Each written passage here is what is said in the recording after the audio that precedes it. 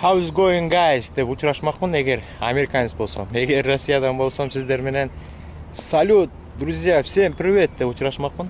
Кудайга шүгүр.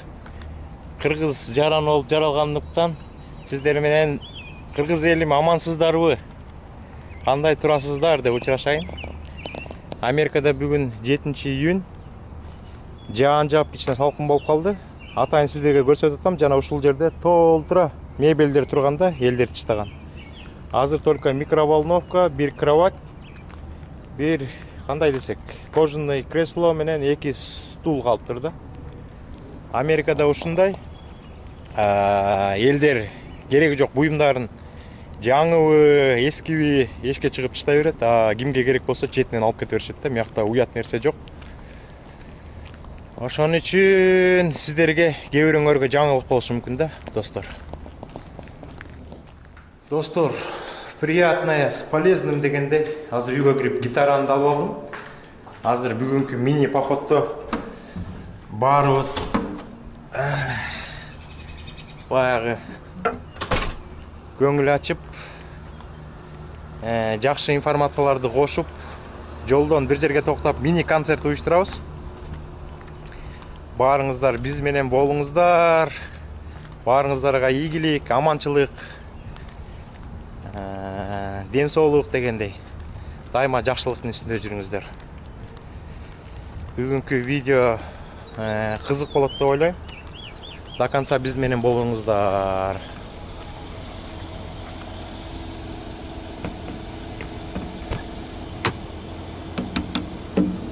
Яка салып коебуз.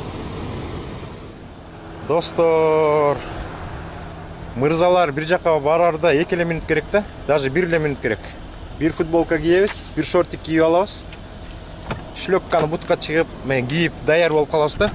Анан аял затын күткөндө, аял заттарына минимум 15 минут керек экен да.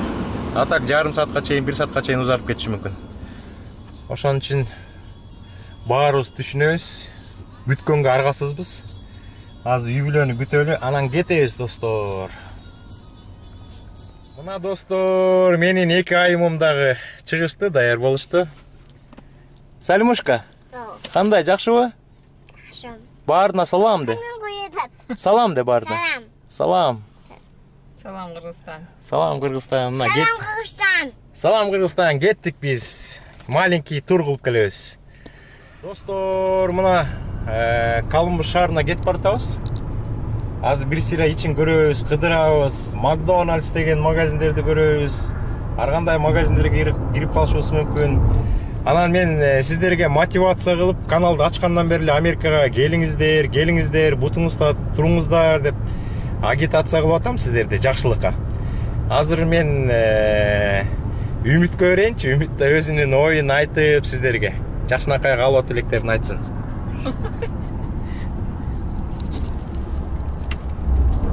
Саламатсыңарбы? Америкага келгиле, Алмаздын каналына подписка кылып, лайк басып койгула. Америкага жөнүндө эмне деп ойлойсуң, жанагы визалар жөнүндө айтпайсыңбы? Кандай болот? Америкада жашоо кандай? Америкада жашоо жакшы. Кыргызстандан салыштырмалуу болсо.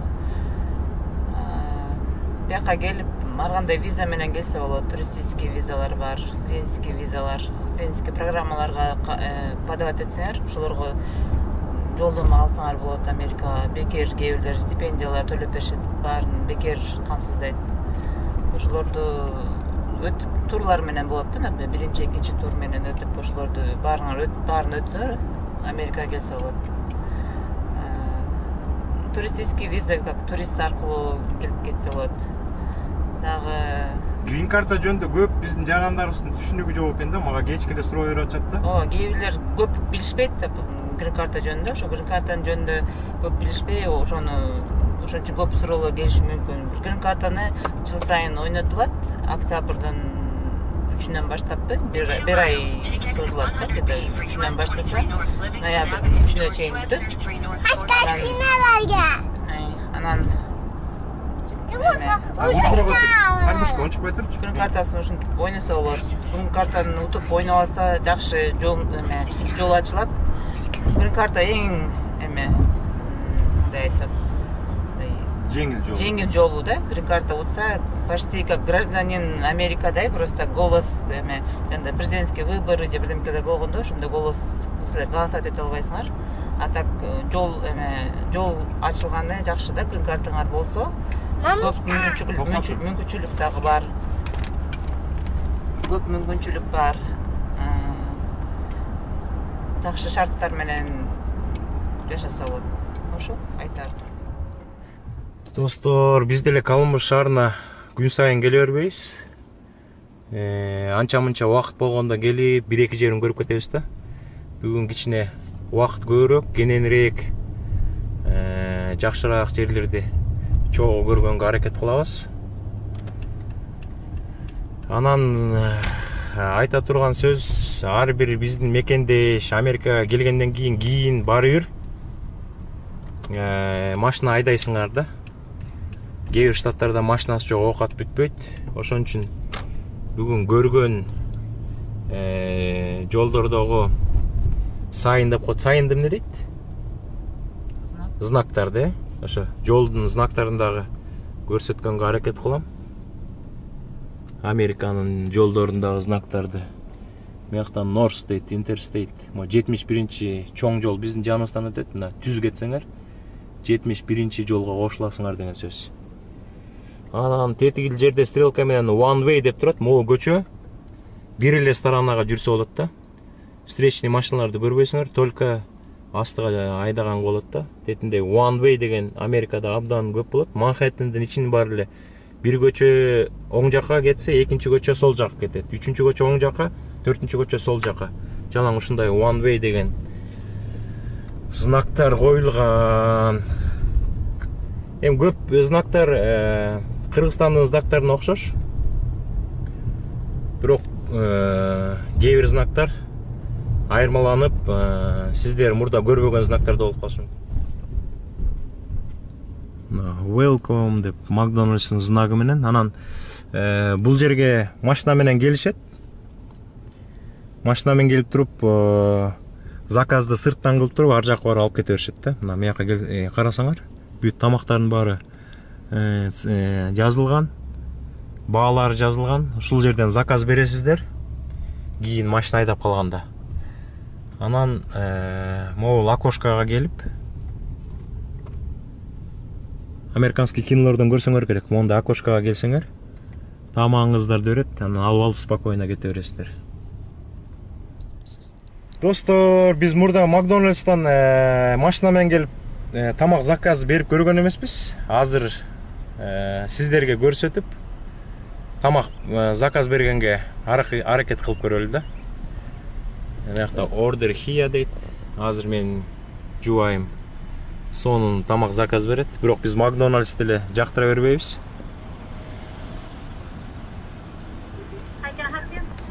Hi, how are you? Good, how are you? Do you have fish or chicken? Excuse me? Yeah, do you have it? Could I have a what?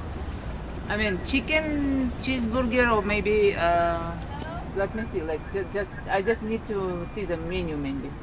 Do you need a Happy Meal? Just a minute. Can I? Do you have fish hamburgers? Could I have a what? Fish or fish, fillet of fish. Yes, I do. Yeah, can we get 3 of them, please? Do you love fish, anything else? Yes, and French fries one. What size? Yeah. What size Sizes is which sizes do you have? I had a small, medium, and large. Can I get medium? How many? 1. Medium fry, anything else? Yeah. That's it. That'll be it? That's it. Yeah. Chicken get? 14.46. That's the first one. Okay. Okay. Yeah. Okay, thank you. Thank you. Thank you so much. Азыр биз деген эмеге барабыз азыр. Билбей койдум да менюсун что-то көрө албай анан. Мейли азыр эме тамак. Кесип коесуң да ичи көрөсүң да. Билбейм. Тамак ала Надо биринчи посмотреть меню хотя бы. Тамак ала турган жерге эметебиз да. Азыр бул жерге азыр акчасын төлөйбүз. Анан кийинки окошкадан тамакты алабыз да.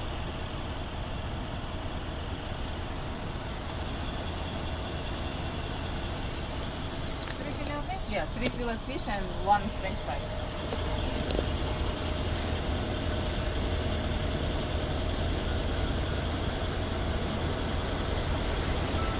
Remove what? Doesn't go through?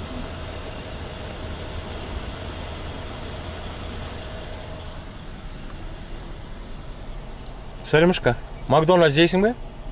Ооба де. Жакшы кызсың го сен? Thank you.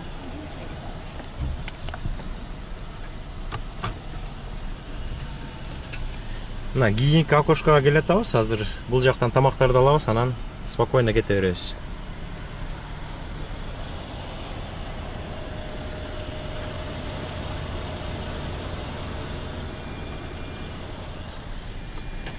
Достор, ошондой пока убакыт болот атканда тамак даяр болуп атат. Сиздерге менин жолдошум айткандай, мотивация дагы эле бере берейин. Америкага келиңиздер. Мындай түшүндүрөйүнчү, жалпак тил менен түшүндүргөндө, Кыргызстандан азыр $100 примерно бир айда таап атасыңар да. А бул жака келсеңер $100 $150 даже $150 бир күндө табасыздар да. Ошондо элестетпейсиздерби?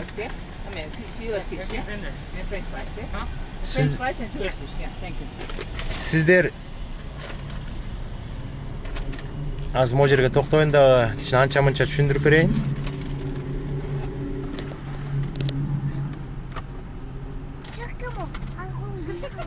Сиздер тияктан тапкан $100 бир айда бул жака келип бир күндө $150 тапсаңар болот да.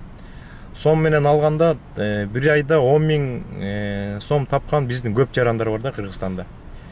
А бул жака келсеңер ошону 30 эсе көбөйтүп койгула.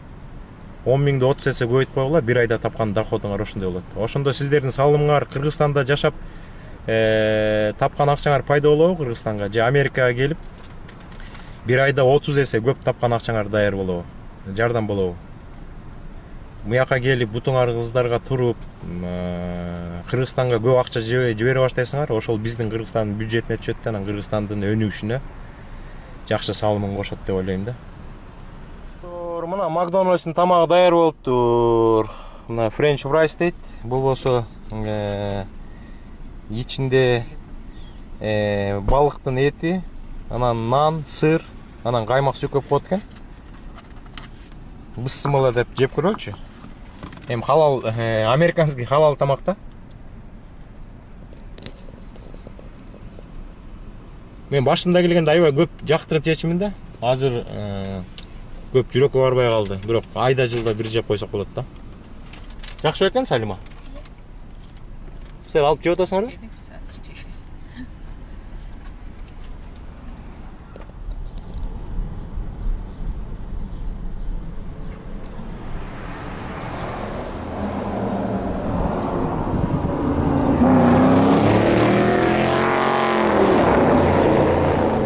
Ушундай шумахерлер көп да Америкада.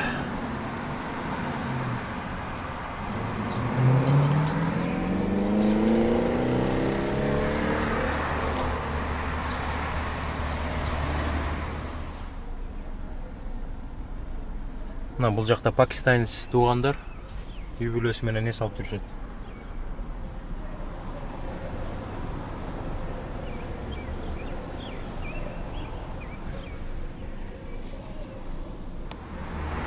Атайын шаардын ичинен жөө басып гулять этип атабыз да.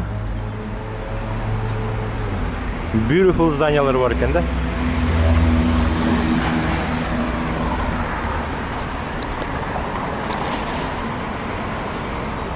Достор, жыл сайын Америка Кошмо Штаты 55.000 грин картаны дүйнө жүзү боюнча ойнотот да.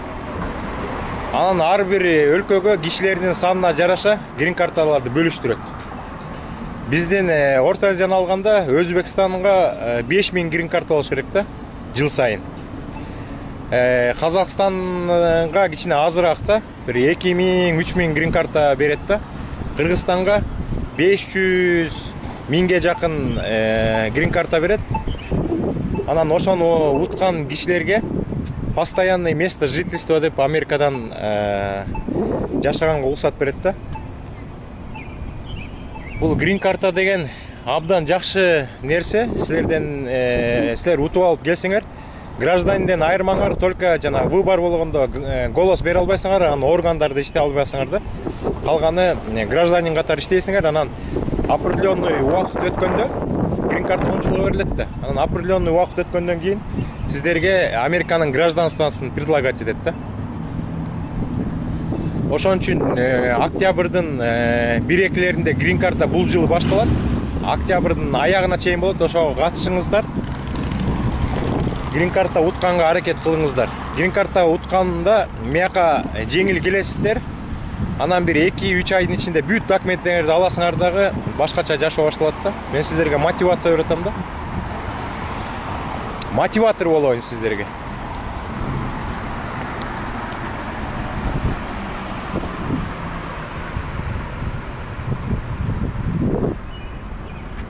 Мына Салимушка жыргап жүрөт, мамасы өпө.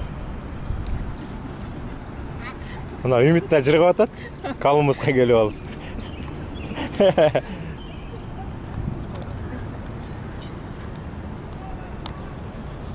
Булар да үйдөн чыга алышпайт да. Үмүт машина пока айдай албайт. Кудай буйрса, Үмүттүн да грин картасы жакында келет, анан Үмүт биринчи очередь право окуйт да, Кудай буйрса. Анан машинаны шуулдап айдап алып, мен жумушта жүргөндө Салимыш көкө агаяны Колумбусты келип кыдырып турушат.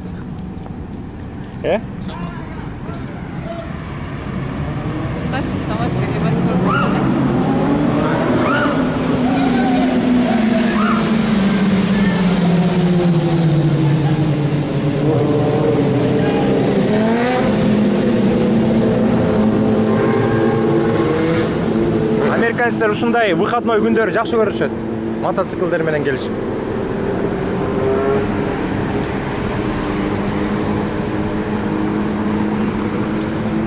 Бул Агая штатынын полициясынын машинасы экен.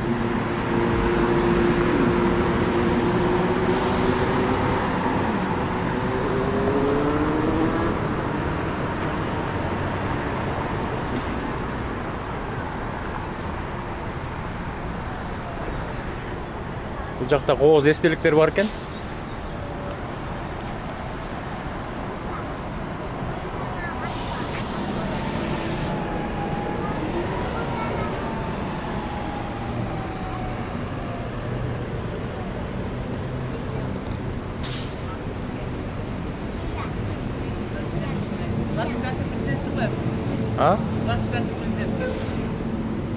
Вильям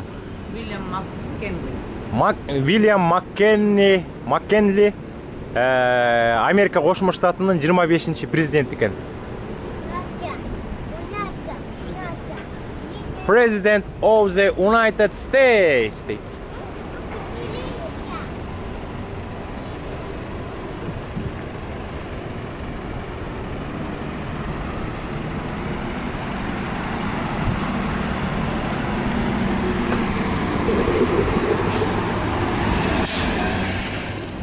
Так, saat кечки saat 7-ден 52 минут өттүр. 8-ге 8 минут калыптыр.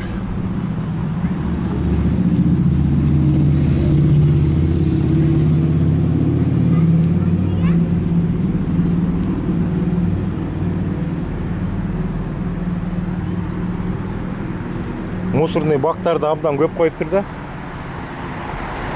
Ар бир 5-6 метр сайын мусорный бактарды коюптур. Тазалыкка көңүл бургандары абдан сонунда.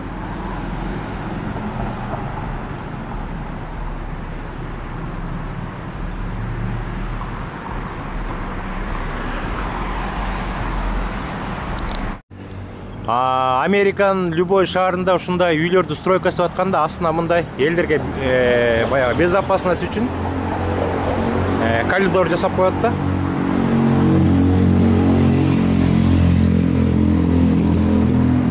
Üstünden ар кандай нерселер түшүп кетпесиндер.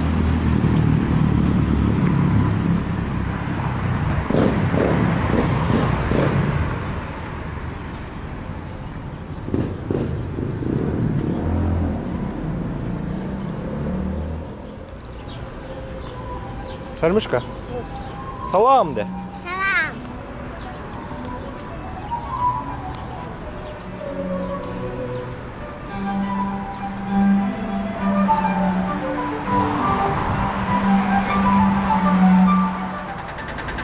Bike line deyт. Атайын велосипед тепсеңер болот деген знак экен.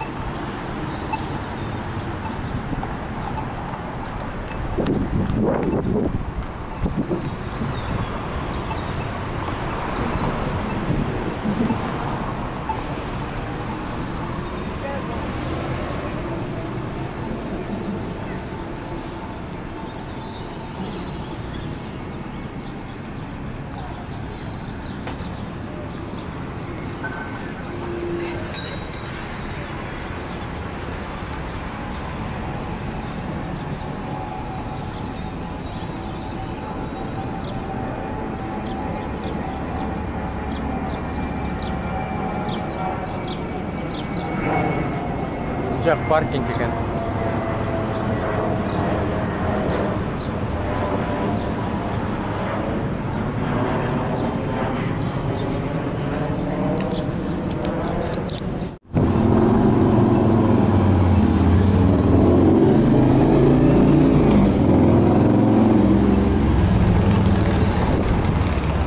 Бул жакта да абдан кооз бийик здание бар экен.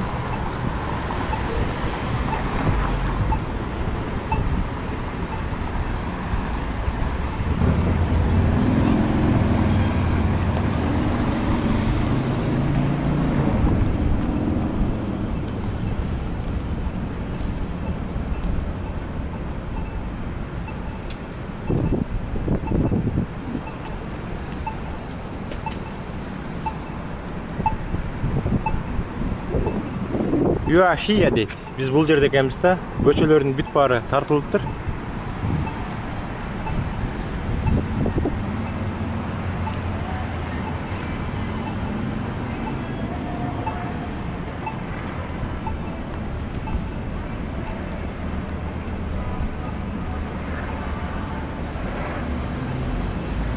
Спорткар.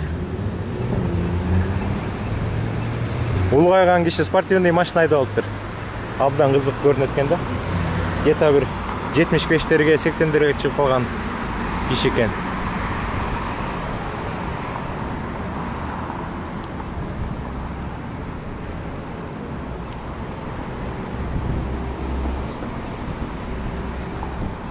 Бул жакта дагы бул көчөнүн аркы бетиндеги зданияга өтө турган көпүрө бар экен. Асман менен кеткен.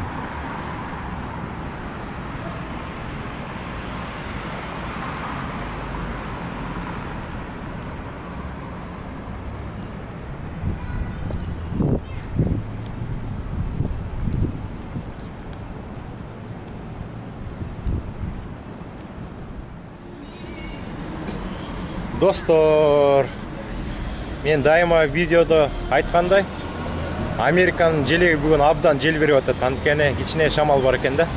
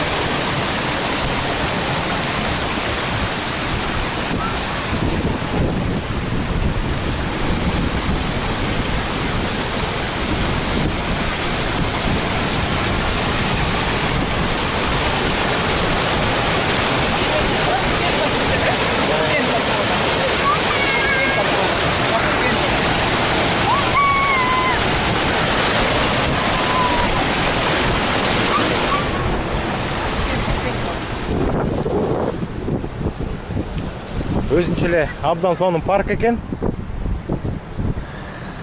Абдан салкын, абдан кооз жер экен, достор. Ушул жерге отуруп, бир кичине жакшы нерселерден сүйлөшсө болот экен да.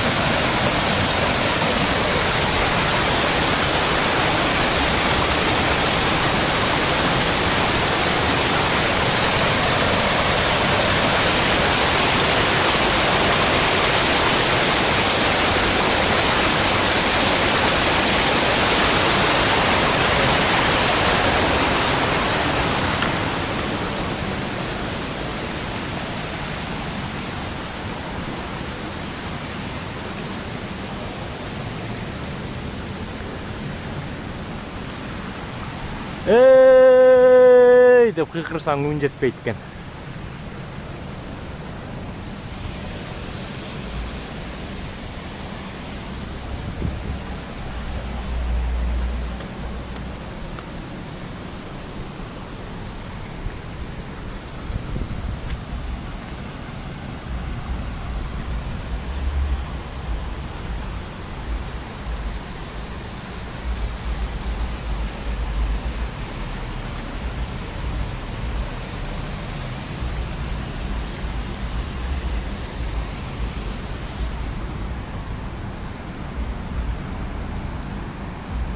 One Nation White Plaza. One Nation White Plaza.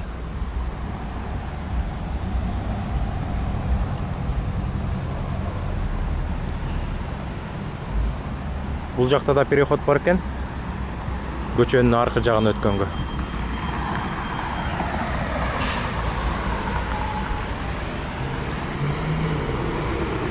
Бүгүн воскресенье, выходной күнгө карабастан автобустар кишилерди эки жакка ташып атат.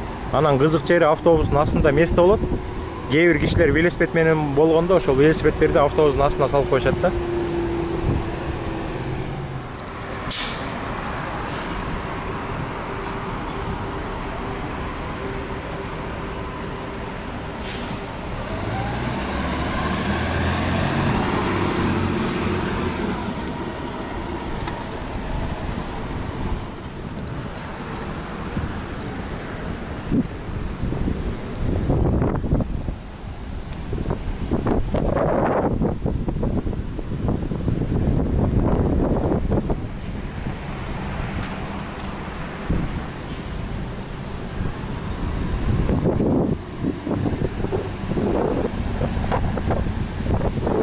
Бул жакта көк шүбер бар экен, көк шүберге отурса болот экен, мисалы.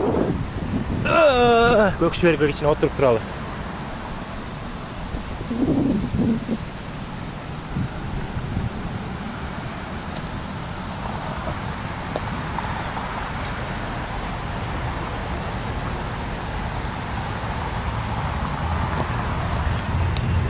Ошондой достор, ошо атайын чыкканбыз. Выходной күнгө карап, кичине жакшынакай видео тартып, мекендештерге арнап коелу деп. Кудай буйруса, мен дагы жакшы кабарларды угуп атам. Көп мекендештерибиз грин карта утушуптур. Грин карта уткандан кийин SD 260 деген форманы толтуруп Кентукки штатына жибериш керек. Грин карта сиздер уткандан кийин Кентукки штатына SD 260 эмнеге толтурулат? Анткени силер грин картаны өткөн жылы ойногонсуңар, бул жылы грин карта уттуңар. Ошол мезгилде ар кандай айырмачылык болсо, ошону тактап беришиңиздер керек да. Кээ бирөө балалуу болуп калат, кээ бирөө жаңы үйлөнүп калат. Ошолорду документально бүт баарын тактап берсеңиздер, анан Кентукки штаты ошол SD 260 формасын бир сире карап туруп, анан сиздерди интервьюга чакырат да. Мынчанчы күнү интервью болот деп. Ошондо керектүү документтерди алып интервьюга барасыздар. Анан ошол жерден чечилет.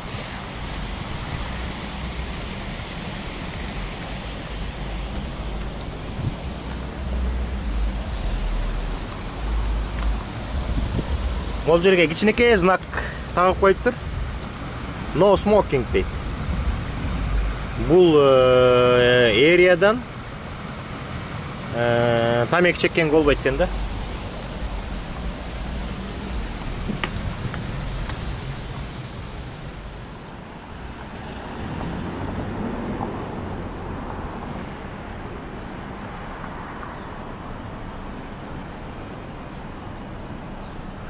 Привет! Мыякта дагы бир кооз здание бар экен. Тегеренип чыккан. Салимушка ошол жерге чыгып кетиптир.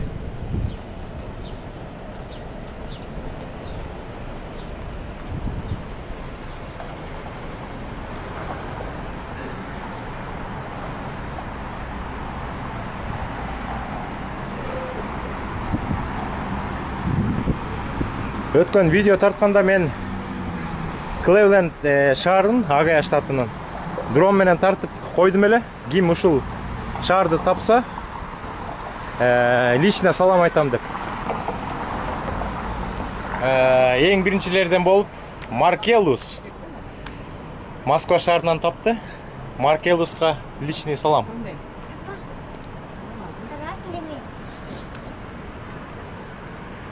Өзүнчө эле панорама турбайбы, мини панорама экен. Эчтеке болбойт, эчтеке болбойт. Ага.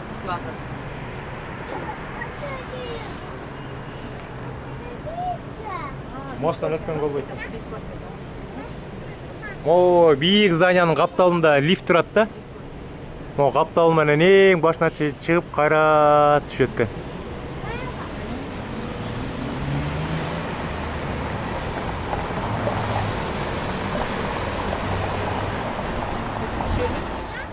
Достор, өткөндө катталуучуларыбыздын бир экөө суроо берет эле. Бут кийим тазалайсыңарбы депчи. Мен мына Америкада жашагандан бери бир да жолу бут кийим тазалап көргөн эмесмин да.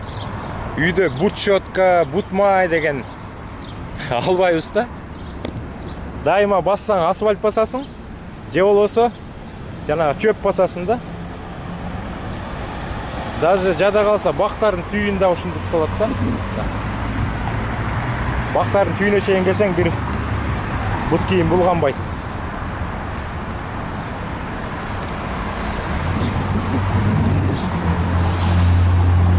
Ошон үчүн мен 8 жыл Америкада жашап, бир да жолу бут кийим тазалаган эмесмин да. Ошонусу кызык жери бар да.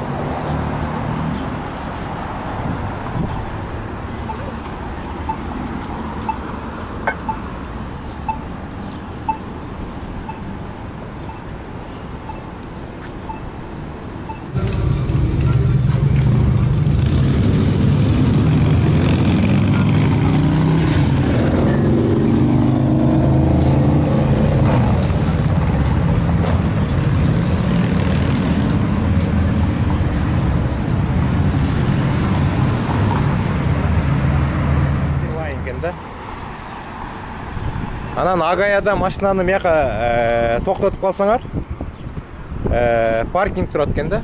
Паркинг 3 саатка лимит берет экен да. Эртең мененки 8ден кечки 10го чейин. Понедельниктен 5 субботага чейин. Воскресенье күнү Колумбус шаарынын остановкасы, автобустар токтогон жер ушундай жасалыптыр, достор. Ичинде узун скамейка бар экен, тегерегини бар, айнек менен тозулуптур. Жан тийбесин, күн тийбесин деген жерлер экен. Ой менен жасалган жер экен да.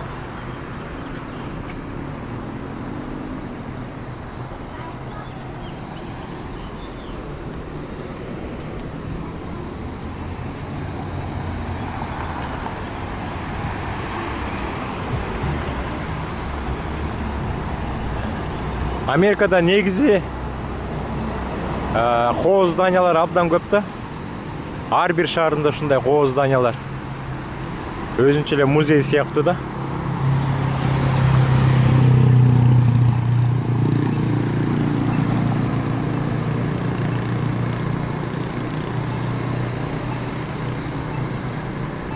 Менин мекендештерим көбү келип ушундай кооз жерлерди өзлөрүнүн көздөрү менен көрүп Американы кыдырса деген оюм чоң да.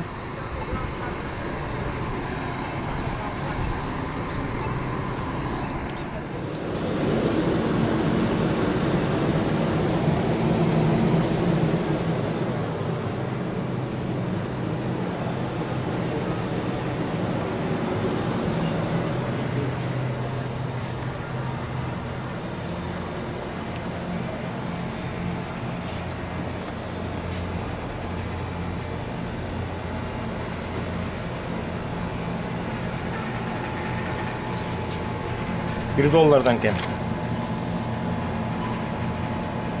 Sok koy.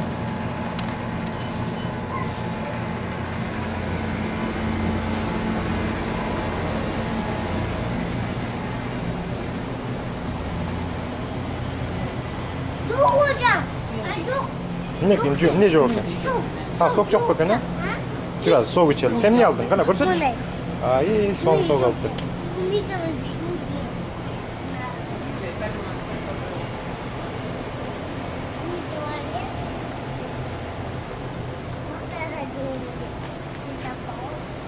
Аргандай ценалар екен 75 цент. Моsu sonuna кен. Bu nasıl? Мен su içim келбейді, аз soğuk içем. Bir çay içpeyim be, çay. Lipton деген çaylar екен. 95 центтен екен. Достор, мен 2 жума иштеп, кичине чарчап калып турмун. Машинада отуруп турайын деп айттым. Үйдөгүлөр болсо дальше гулять этип кетишти. Дагы бир жарым саат, 1 сааттан кийин келебиз дейт.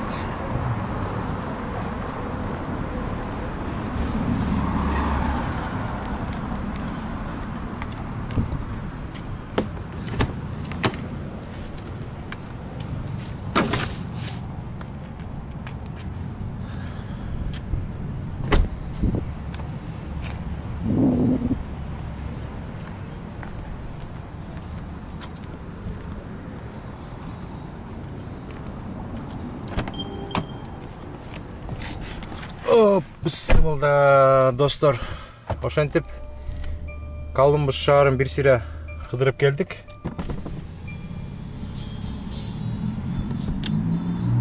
Азыр үйдөгүлөр күтүп отуруп туралды. Келгенден кийин жолдон кетип барат ырдайбыз. Анан үйгө барып эс алабыз.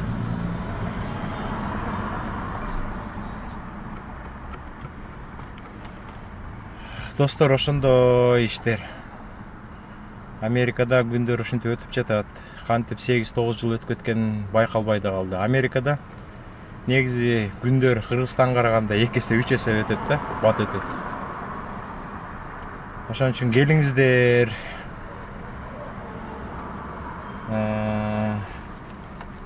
Жана мен мотивация сиздерге берип атпаймынбы, мынтип айтып атам да. Азыр калькуляторду алып алайынчы, сиздерге жакшыраак бир айтып берейин да. Кыргызстанда $100 8300 сом болот экен да.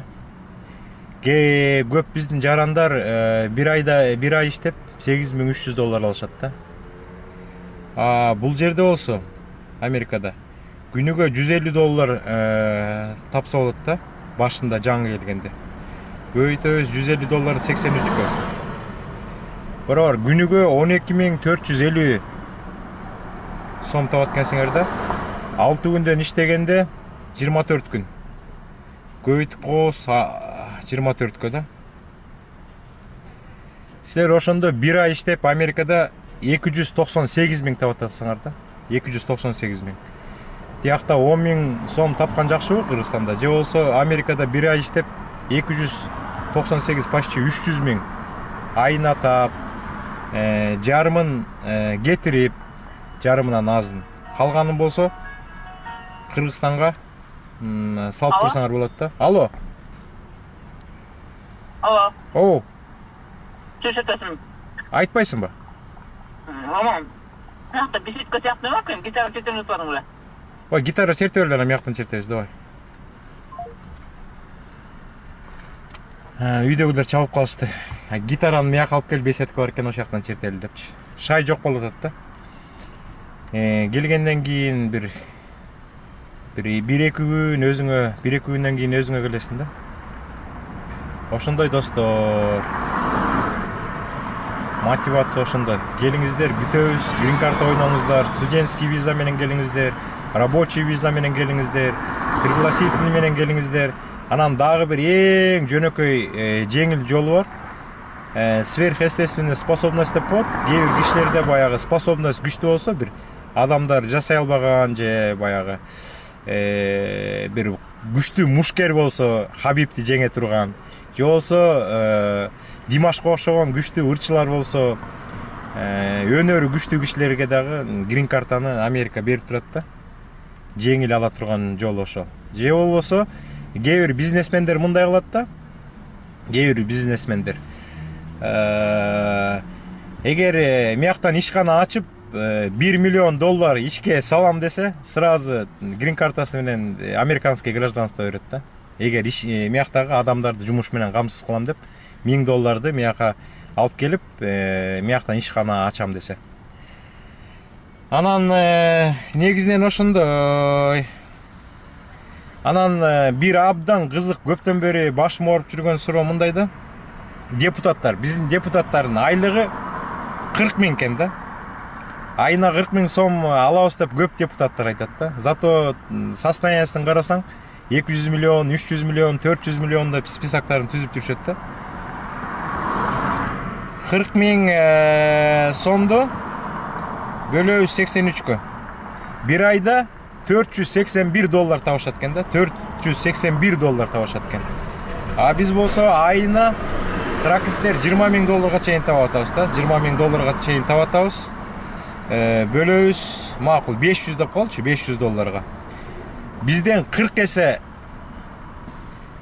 азыраак табышат экен да. Биз болсо миллиондорду таба албайбыз мияктан. Шикарный чет мамлекеттен үйлөрдү ала албайбыз, ошого баш катат да. 40 эсе аз экен.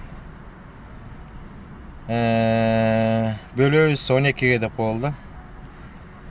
Биз бир айда тапкан, трак драйверлер бир айда тапкан акчаны депутаттар 3 жыл 3 ай иштеп табышат экен да. Зато алар миллионерлер, биз болсо миллионду табыш үчүн, 1 миллионду табыш үчүн биз 6 жыл иштешибиз керек экен да.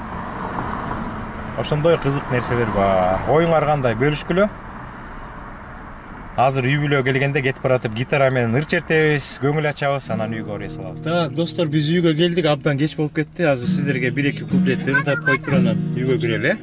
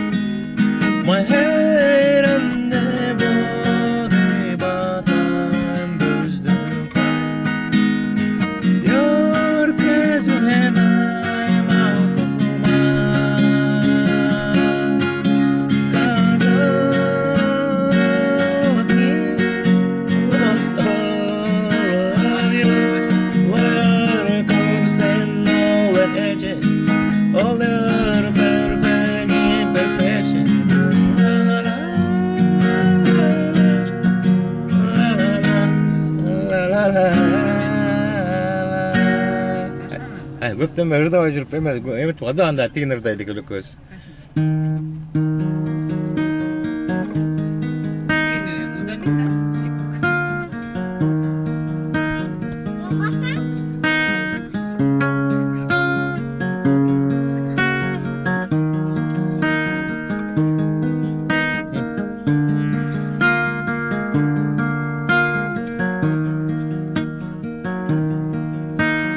По пустым аллеям сада Не прощально, слов не надо, я и так уйду. Нити тонкие сплетая, дождь идет, не умолкая, нагоняя на меня тоску. Нити тонкие сплетая, дождь идет, не умолкая, нагоняя на меня тоску. Нити тонкие сплетая, дождь идет, не умолкая, нагоняя на меня тоску.